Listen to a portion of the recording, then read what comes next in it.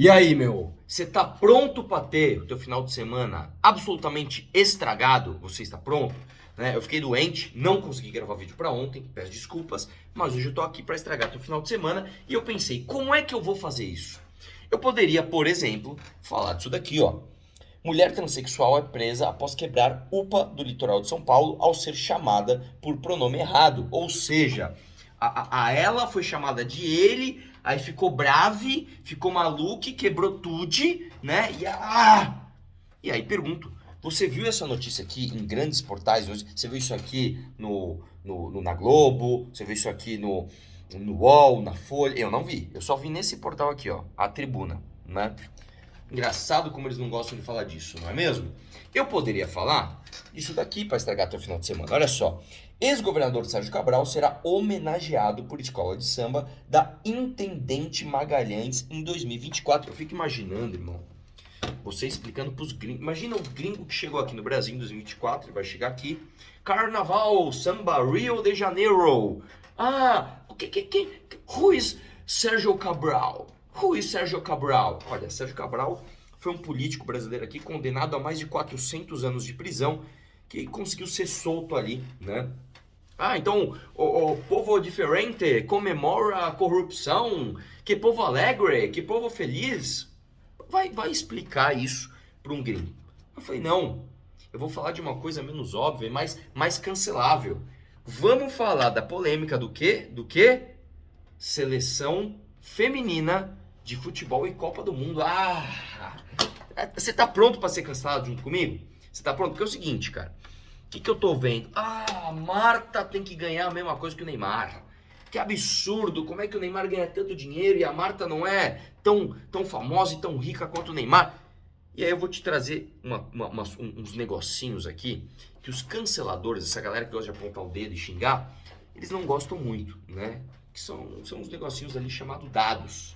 E aí você vai dizer, lá vem, Arthur, você vai trazer uns números para falar que futebol feminino não deve existir, que mulher não tem que jogar bola. Não é nada disso. Mas eu vou te trazer dados. E talvez os dados sejam inconvenientes para sua ideologia. Vamos lá? Então vamos lá. Eu tô vendo aqui bastante, tá? Isso daqui, ó. Governo concede ponto facultativo, empresas liberam para ver Copa Feminina. Olha só. Aliás, esqueci de pedir, já deixa o like no vídeo aqui e se inscreva no canal. Beleza? Maioria dos brasileiros não sabia da obrigatoriedade dos clubes da Série A terem times femininos. Você sabia disso? Que para jogar na Série A, no masculino, tem, por obrigação, que ter o time feminino? Pois é, olha aqui a CBF, ó. CBF quer que times femininos sejam obrigatórios para clubes das séries B, C, D, C e D até 2027, que cresça em todo o Brasil. E a pergunta que não quer calar é: como fazer para a seleção brasileira feminina de futebol crescer? Para o futebol como um todo feminino crescer? É assim? É no meio do autoritarismo, do empurrando goela abaixo? É com agenda política em volta de forçação de barra? Eu acho que não. Então vamos usar os dados aqui. Todo mundo, né? Principalmente se for ativista, principalmente se for de esquerda querendo pagar de politicamente correto, vem com esse número. Não, porque o Neymar ganha 190 milhões de reais por ano, enquanto a Marta ganha 2 milhões. Esse país é um absurdo. Eu vou começar te dizendo o seguinte: isso não é um negócio do Brasil. Tá? Quando se trata de futebol, isso é uma característica do mundo inteiro. Você pega, por exemplo, o jogador mais bem pago do mundo, Cristiano Ronaldo, 396 milhões de reais, é o equivalente a 360 milhões de reais por ano que ele ganha. Aliás, os números que eu falei da Marta e do Neymar são de reais também. A jogadora de futebol feminino mais bem paga é uma americana chamada Alex Morgan. Ela ganha 2 milhões de reais, o equivalente a 2 milhões de reais. Isso é uma característica mundial quando se fala de futebol, e eu vou te trazer aqui o porquê. É uma razão mercadológica baseada, aliás, que vem, né, uma derivada de características biológicas. Aí lá vem ali a polêmica. Então você está falando que homem é superior. Então você está falando que o esporte masculino nem sempre. Eu vou te mostrar que às vezes características físicas superiores são piores para o esporte. A gente vai chegar lá. Em primeiro lugar, vamos falar de mercado. É óbvio que existe exceção, mas via de regra, existem mercados predominantemente femininos e mercados predominantemente masculinos. Quer ver um exemplo? E eu sempre dou esse exemplo. Vamos falar de beleza. A beleza, ela é muito mais ligada à mulher do que ao homem, quer você goste ou não. Olha essa matéria aqui de 2013, dá uma olhada nisso. Modelo mais bem pago do mundo ganha 96% menos que a Gisele Bündchen. Pronto, final. Você vai chorar? Você vai fazer o quê? Não. Quero que o tal do, como é o nome dele? Sean O'Pride receba a mesma coisa que a Gisele Bündchen. Eu nunca nem ouvi falar desse cara. Não dá pra você forçar a mão. E digo mais. A Gisele Bündchen, ela foi casada com o Tom Brady. Tom Brady foi o maior jogador de futebol americano da história. Quando eles se separaram, foram atrás do patrimônio deles dois. A Gisele Bündchen, patrimônio de 400 milhões de dólares. O Tom Brady, 330 milhões de dólares. Ou seja, uma mulher no mercado da beleza ganhou mais dinheiro, fez mais patrimônio do que um homem sendo o melhor jogador da história de futebol americano. Tá? Mais do que isso. O patrimônio do Neymar é de aproximadamente 200 milhões de dólares. Ou seja, a Gisele Bündchen, ela ganhou mais que o Neymar, mais que o Tom Brady, sem encher o saco de ninguém, sem obrigar ninguém a falar dela, a patrocinar ela, sem nada. Ela conseguiu porque ela foi boa no que ela fez.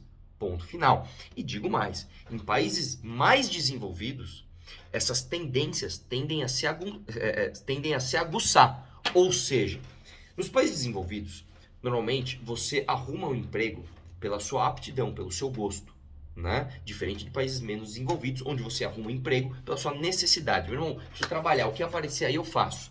Nos países onde as pessoas escolhem mais os seus empregos, você tem ainda mais diferenças sexuais entre empregos masculinos e empregos femininos. Por exemplo, o mercado de moda, de pedagogia, de enfermagem e de design de interiores, por exemplo, é amplamente dominado por mulheres. E os mercados de mecânica, eletrônica, construção civil são amplamente dominados por homens. Eu diria que até no Brasil isso é assim. Você quer ver uma coisa? Quantos pedreiros homens você conhece? Quantos pedreiros, quantas pedreiras mulheres você conhece? Não há uma discrepância? Quantos pedagogos, quantos professores homens de primeira infância, sabe, de jardim, de pré, você conhece? E quantas mulheres? Não há diferença? Há diferença, cara. Há diferença. Por quê? Porque os seres humanos, e também em relação a características físicas, têm aptidões diferentes, tá? E óbvio que existe exceção. Eu sou uma exceção. Se a gente for falar de futebol, se você me colocar para jogar bola com qualquer uma dessas jogadoras, não precisa nem ser da seleção, cara. Pega uma menina aí do teu bairro que treina e joga bem, ela com certeza ela vai me dar um baile na quadra, tá? Agora, os números do futebol masculino, eles são superiores. E isso é dado. Por exemplo, força de chute, velocidade em campo, impulsão, alcance do goleiro. No futebol masculino, eles são superiores. Inclusive, já fizeram essas experiências. Olha só.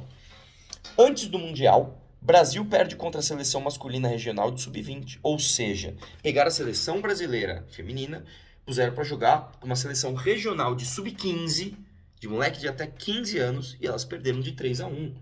Em 2021, a seleção feminina é derrotada pelo time sub-16 masculino do Grêmio em jogo, ou seja, puseram lá a seleção brasileira para jogar com o time sub-16 do Grêmio e perderam de 6-0.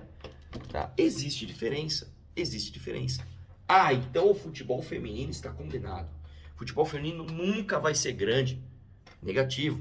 Eu digo para você que algumas características físicas dos homens, inclusive, atrapalham o esporte. Por exemplo, no vôlei. Você sabia que o vôlei feminino é maior do que o vôlei masculino? E por quê? Pelo homem ser mais forte, o homem erra mais e você tem menos rallies no vôlei. Né? Rally é quando a bola não cai, quando fica ali aquele ponto disputado e aquela emoção que é justamente o que você procura quando você vai assistir um esporte. Ou seja, as características físicas dos homens fazem com que o vôlei masculino seja menos emocionante do que o vôlei feminino. Quer ver outra? Tênis feminino. Se você pega, por exemplo, a lista da Forbes de 2021 dos jogadores de tênis mais bem pagos, as duas primeiras são mulheres. A primeira é a Naomi Osaka, com 56 milhões de dólares por ano. A segunda é a Serena Williams, com 35 milhões de dólares por ano. Em terceiro, aí vem um homem, que é o Nadal, com 31, e depois em quarto, o Djokovic, com 21. Ou seja, a Naomi Osaka e a Serena Williams não precisaram encher o saco de ninguém, tá?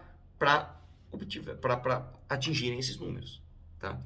Então, meu irmão, o que eu tô querendo dizer é, a seleção brasileira de futebol feminino, ela tem muito potencial para ficar gigante, tá? Só que ela tem que trilhar o seu próprio caminho. Eu diria para você que essa agenda política que tem em volta, essa forçação de barra, esse autoritarismo, só atrapalha. A própria seleção masculina de futebol não chegou lá assim. É uma construção de longo prazo.